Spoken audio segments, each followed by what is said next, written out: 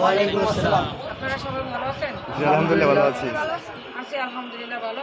এখন আমরা যে প্রসেসগুলো শিখছি বা আপনারা শিখছেন, তাপসা গার্মেন্টস ট্রেনিং স্কুলে এই যে প্রত্যেকটা ঘন্টার একটা টার্গেট আছে।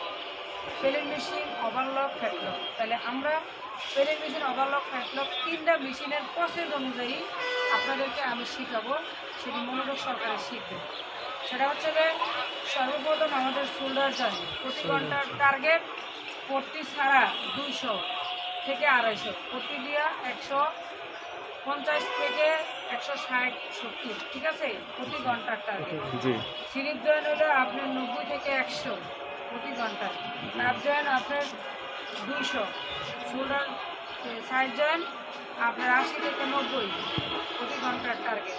এটা হচ্ছে ওভারলক মেশিনের প্রসেস। আর পেলিং মেশিনের প্রসেস হলো এখানে 12 জয়েন্ট আছে।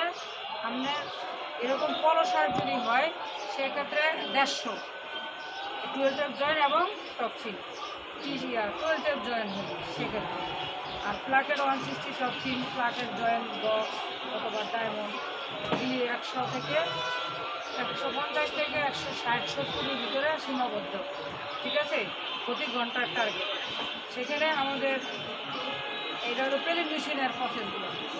এখানে আছে সাপটা, খাড়াটা, সিলিবি, দেখেন আপনারা যেগুলি এই বডির ভিতরে আছে, যে গেঞ্জিটা সেটি আমি বলতেছি সেটি।